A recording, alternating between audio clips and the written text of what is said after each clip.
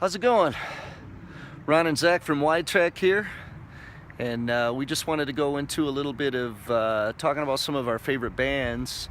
We're going to try to do this new thing every week where we pick a band and we get into some discussion about them, and we're going to get started with some of the more famous bands, but we'll eventually be doing local bands that we come across that we like, and just trying to spread the word, spread the music. So anyway, this week Zach wanted to get off on the right foot with one of his favorite bands, Queens of the Stone Age. So Zach, why don't you tell us a little bit about what you like about this band? Well, I like Queens of the Stone Age because they're my favorite type of music. They're rock, and there are all sorts of different types of rock. They're desert rock and stoner rock, as they are kind of advertised to be, or said to be by a majority of people that listen to them. But they're also kind of smoother and more dark. I think darkness is one of their most present elements.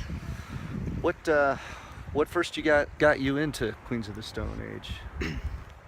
I'd say listening to I Appear Missing off of Like Clockwork while in a environment where it could be turned up very loud. Namely my van. All right. What songs would you recommend to people who are less familiar with their music? We could go album by album. I think what was their first album in '98? Yeah, 1998. And that was the Queens of the Stone Age album. What do you like off that? I'd say Avon's probably my favorite off that one. Avon. Off of 2000's. Rated R? Rated R. Rated R. Rated R. I kept thinking of the track I'm gonna tell you is so great. Better Living Through Chemistry. That's I love that song. Great track off of Rated R. Yep. 2003's Songs for the Deaf. I'd say Song for the Deaf. Probably my favorite track off of that album. Fantastic. 2005, Lullabies to Paralyze. There's quite a few I like. I'd say Someone's in the Wolf is my favorite. Someone's in the Wolf. Oh, that's a great song. Great song. And on 2007's Era Vulgaris, the whole album's great. In my book, it's real weird, kind of dark and creepy, but not too dark and creepy, kind of in plain sight dark and creepy. You know, almost like a Frankenstein horror film, but not really as much. I don't know. It's indescribably dark and creepy, which makes it kind of intriguing, but I'm getting ahead of myself. My favorite track from that one is that one.